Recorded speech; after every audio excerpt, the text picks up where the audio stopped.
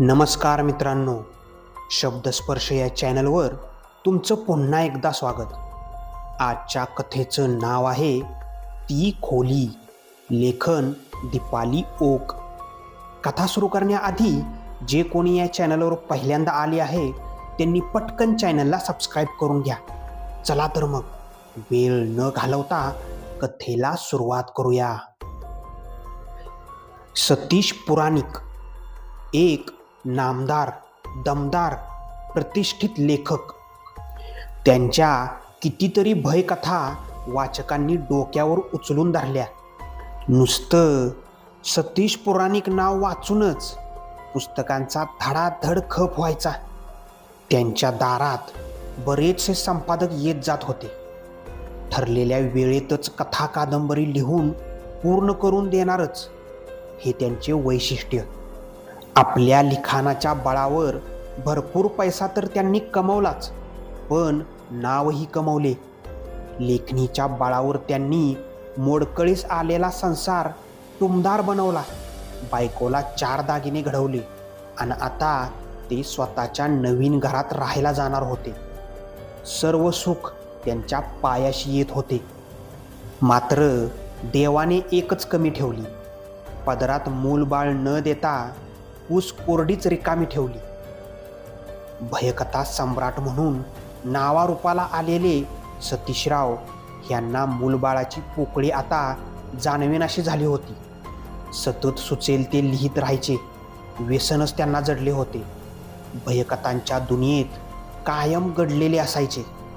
वेगवेगळ्या प्रकारची भयावह भूते, हडळी, चेटकीन यांचा ते विचार करत असत.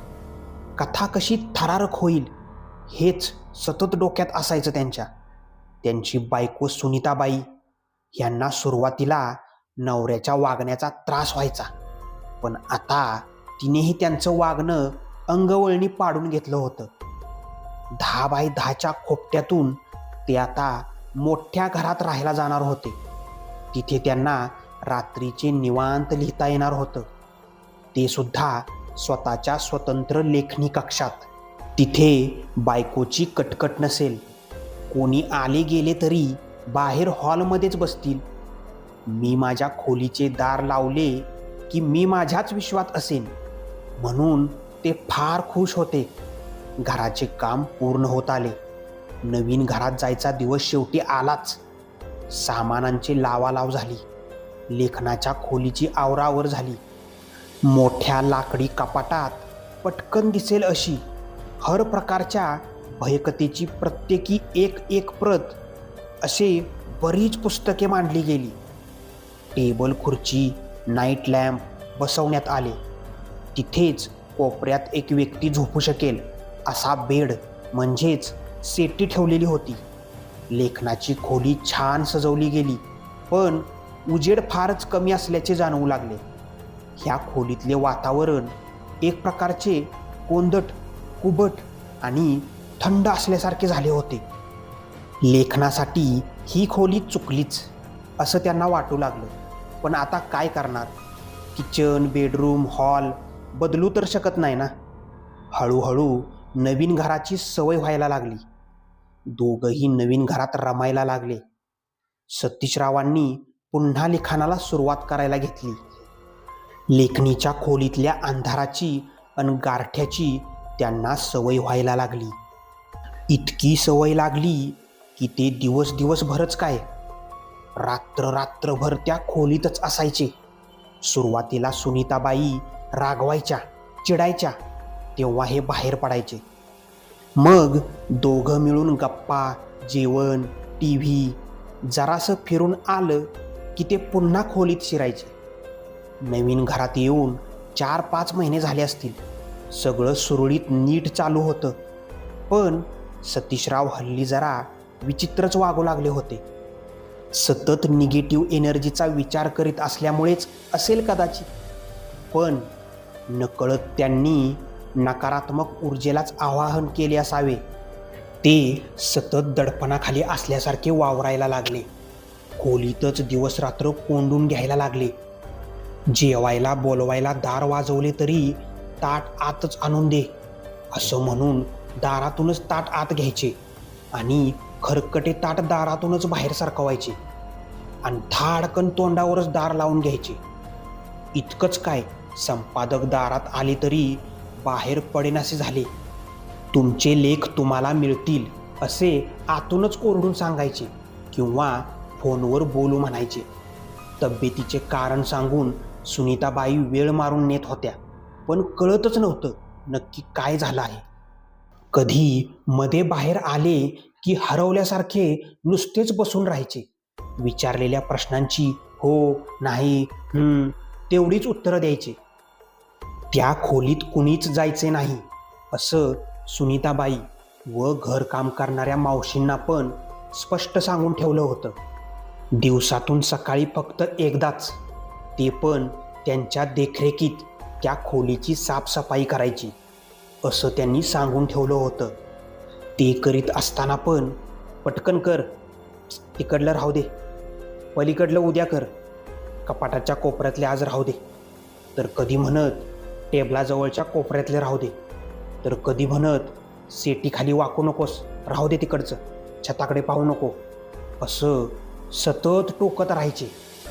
काम करणारी मावशी पण कंटाळून गेली होती आणि मनात भीतीसुद्धा.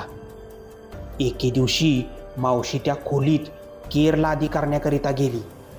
सतीशराव खुर्चीतच बसून होते. डोळ्यावर अतिशय झोप असल्यामुळे ते खुर्चीतच बसून पेंगत होते.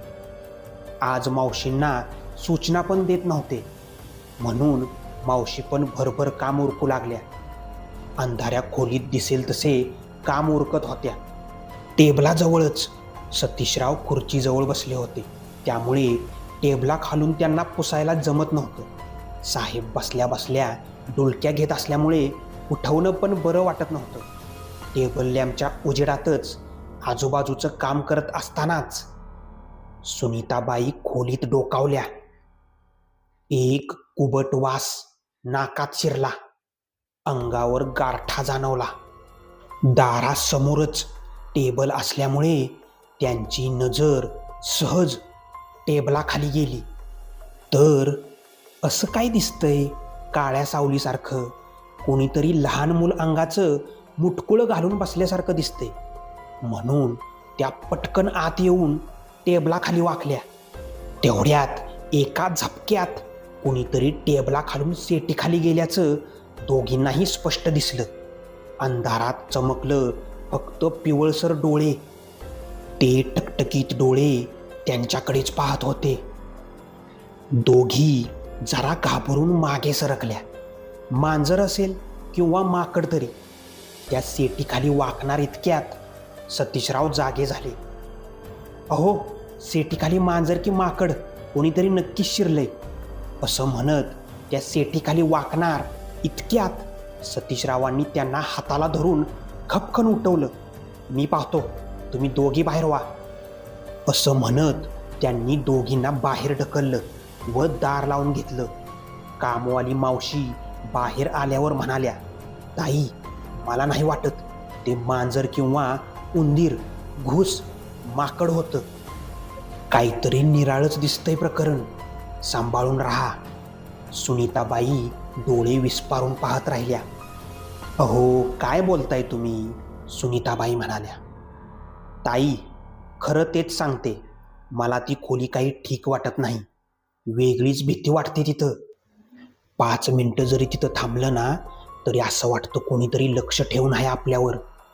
गारठा पण जाणवतो. असं वाटतं जिथं तिथं कोणीतरी बसलेलं असतं. आणि कधी कधी तर असं वाटतं जिथं ते बसलेलं असतं ना तिथं साहेब कामच करून देत नाहीत. मग ते कपाटाच्या कोपऱ्यात असू द्या नाहीतर टेबलाखाली. मला फार भीती वाटते त्या खोलीची, मावशी म्हणाल्या. तुमचं काहीतरीच असतं. अहो, त्यांच्या कामाचे काही कागदपत्र पडलेली असतात. एखादा महत्त्वाचा पेपर केरात गेला तर. आणि मला ते मांजरासारखंच वाटतंय. त्याला ते हकलतील, उगाच घाबरू नका, चला कामाला लागा, असं म्हणत सुनीताबाईंनी विषय बदलला. त्यानंतर सकाळपासून सतीशराव जे आत होते ते बाहेर पडलेच नाहीत. संध्याकाळी एकदा दारात आले, पण परत आत जाऊन दार लावले. रात्र झाली. सुनीताबाई बाहेर हॉलमध्येच आडव्या झाल्या, पण जरा डोळा लागला. मध्येच जरा जाग आली. मग उगाचच हळू आवाजात टीव्हीचे चॅनल बदलत बसल्या. सहज म्हणून लेखणीच्या खोलीकडे नजर टाकली आणि चमकल्याच दाराबाहेर पिवळा प्रकाश फेकला जात होता. मध्येच माकडाच्या आकारा इतकी सावली दिसत होती. मध्येच कधी कधी मोठी माणसाची सावली यरझरा मारताना दिसत होती. काहीतरी हातवारे करून बोलत असल्याच्या सावल्या दिसत होत्या. टीव्ही बंद करून त्या दारापाशी आल्या. दाराला कान लावून उभ्या राहिल्या. आतमध्ये कोणीतरी बोलत असल्यासारखं आवाज येत होते. एक आवाज तर स्वतः सतीशरावांचा होता, पण दुसरा लांबून येणारा खसखस करणारा आवाज होता. मी तुला असं करू देणार नाही. तिचा वापर मी यासाठी होऊ देणार नाही. तू घरात राहायला जागा मागितलीस, मी दिली नव्हती. धोक्यानं तू हो वधवून घेतलंस. तू म्हणालास फक्त या खोलीत जागा दे, पण आता तुझी ही मागणी मला मान्य नाही. मला जे साध्य करायचे आहे ते मी करणारच. तोच मला होय म्हणालास. मी फक्त राहायला आलो नाही. माझे इथे राहण्यामागचे कारण तुला सांगून झालं आहे. मी तुझे ऐकायला इथं आलो नाही. तोच मला इथं आकर्षित केलं आहे. तेवढ्यात अचानक पिवळा उजेड विझला आणि खोलीत एक शांतता पसरली. सुनीताबाईंनी हळूच दार वाजवले. अहो, कोणाशी बोलताय? दार उघडा, मला आत येऊ द्या. आतून आवाज येतो, खसखस खसखस खस. अगं, नवीन लेख लिहितोय, तू निज. काही नाही. सकाळी जरा उशिराच सुनीताबाईंना जाग येते. त्यांना दिसते सकाळी सकाळी स्वतः सतीशराव बाहेर चहा घेऊन येत असतात. अगदी हसत त्यांनी सुनीताबाईंना गुड मॉर्निंग म्हटलं. चहाचा कप त्यांच्या हातात दिला. चल, बाहेर चक्कर मारून येऊ. माझा आजचा दिवस काय, तर पुढील 8 दिवस फक्त तुझेच. मी जरा लेखनाला सुट्टी घ्यायचं ठरवले. यापुढे जमेल तसा माझा वेळ मी तुला देणारच. पण हे 8 दिवस तर नक्कीच असे देईन की तू कायम आठवणीत ठेवशील. सुनीताबाई त्यांच्याकडे पाहतच राहिली, मनात विचार करत. मग काल जे पाहिले ऐकले ते माझं स्वप्न होतं की काय, की मी झोपेत झालेला भास? कालचा विचार झटकून त्या पटापटा आवरायला लागल्या. आज त्या फार आनंदात होत्या. आवरून झाल्यावर सतीशरावांनी लेखणीच्या खोलीला बाहेरून कुलूप लावलं. दोघे बाहेर पडले. जुने दिवस परत आले असं म्हणत सुनीताबाई मोहरून गेल्या. रात्री घरी परतल्यावर सतीशराव सुनीताबाईंच्या बेडरूममध्ये झोपले. त्यानंतर बरेच दिवस सतत सतीशराव सुनीताबाईंसोबतच मजेत दिवस घालवतात. आणि रात्रीसुद्धा पुन्हा सगळे सुरळीत चालू होते. 8 दिवस मजेत जातात. फक्त त्या लेखनाच्या खोलीतला कुबट वास व गारठा सोडला तर सगळं कसं मस्त सुरू होतं. एके दिवशी सकाळी जाग आल्यावर सुनीताबाई पाहतात सतीशराव दिसत नव्हते. त्या लेखनाच्या खोलीजवळ येतात, पण दाराला कुलूप होते. इथेच कुठेतरी बाहेर गेले असतील म्हणून त्या आवरावर करायला लागतात. दार वाजते.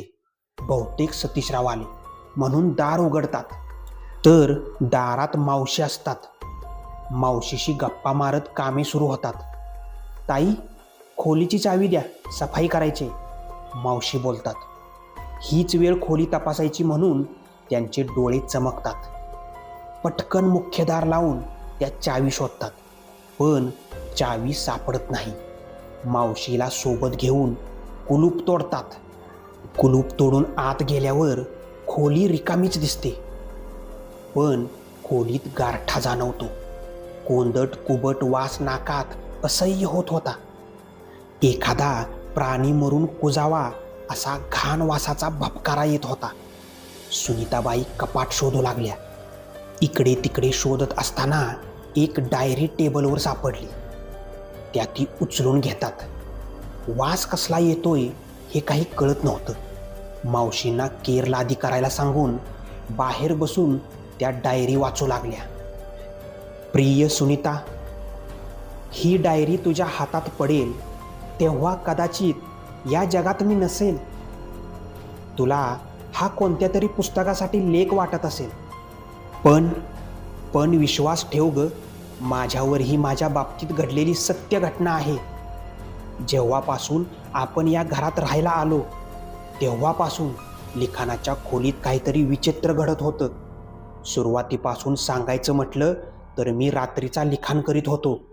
अचानक पुस्तकांच्या कपाटात भूकंप व्हावा तसं ते हादरू लागलं. नजरेसमोरच अंधार पसरला. पुस्तकांवर असलेल्या वेगवेगळ्या चित्रांचे एक वलय तयार झाले. मुखपृष्ठावरील सगळी भयानक चित्र एकात एक मिसळायला लागली. भयानक चित्राचा एक मोठा गोळा तयार झाला. त्या गोळ्याला असंख्य हात, पाय, कान, डोळे होते. पिवळा प्रकाश सोडत तो गोळा स्वतःभोवती गोल गोल फिरू लागला. खसखस खसखस आवाज करू लागला. भीतीने माझ्या तोंडून हू असा आवाज निघाला आणि झपकन तो गोळा सेटीखाली गेला. घाबरत मी सेटीखाली पाहिलं, पण तिथं कुणीच नव्हतं. भास झाला असावा किंवा स्वप्न. मी घामाघूम झालो होतो. पंख्याचं बटन दाबलं. पंखा फिरतो का नाही बघण्यासाठी वर बघितलं तर पंख्यावर बसलेला तो मला दिसला. 2-3 फुटाच्या काळ्या सावलीसारखं पण केसाळ शरीराचं पिवळं डोळं माझ्याकडे बघून हसत होतं. त्यानंतर माझ्या या खोलीतच राहायला लागलं. मी जे वागत होतो ते त्याच्यामुळेच. तो म्हणतोय मीच त्याला ह्या नकारात्मक भूताखेताच्या कल्पनेतून आवाहन केलं आहे. माझ्या तोंडून त्याला पाहून नकळत जे हो निघालं त्याचा त्यांनी काढलेला अर्थ आहे की त्याला ह्या खोलीत राहायची परवानगी आहे. नुसतीच परवानगी राहण्यापुरतीच नाही तर त्याचा वंश वाढण्यासाठी पण परवानगी आहे. सुनीताबाई हे वाचत असताना इतक्यातच खोलीतून एक किंकाळी ऐकू येते. सुनीताबाई धावत धावत खोलीत जातात. ताई, सेटीखालचा केर काढायला घेतला. केरसुनीला काहीतरी जडसर लागतंय म्हणून बाहेर खेचलं तर हे बघा असं म्हणत मावशी खोली बाहेर पळत सुटल्या. दडदडत्या काळजाने सुनीताबाईंनी त्या सेटीखालचं जे होतं ते अजून बाहेर खेचलं. डोळे भीतीने पांढरेच पडले. समोर एकही हाड नसलेले, रक्त नसलेले, फक्त माणसाच्या आकाराच्या माणसाला सदरा लेंगा चढवावा तसं शरीर. असं सतीशराव सेटीखाली पडलेले होते. ना रक्त ना हाडे, दिसत होता फक्त चप्पट झालेले शरीर. सुनीताबाई पण पळत बाहेर आल्या. तोवर घरकाम करणाऱ्या मावशींनी कुणाला तरी बोलावून आणलं होतं.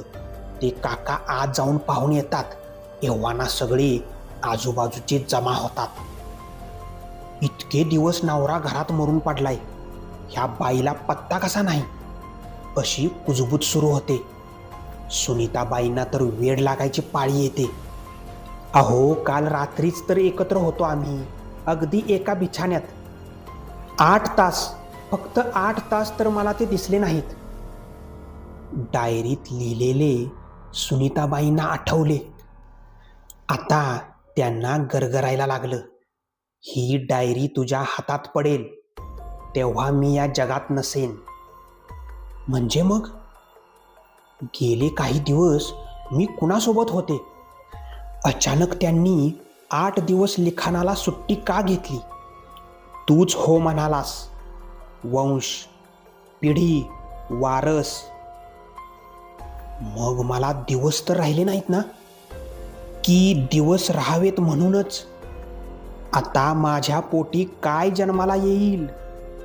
सुनीताबाई चक्कर येऊन धाडकन जमिनीवर कोसळल्या.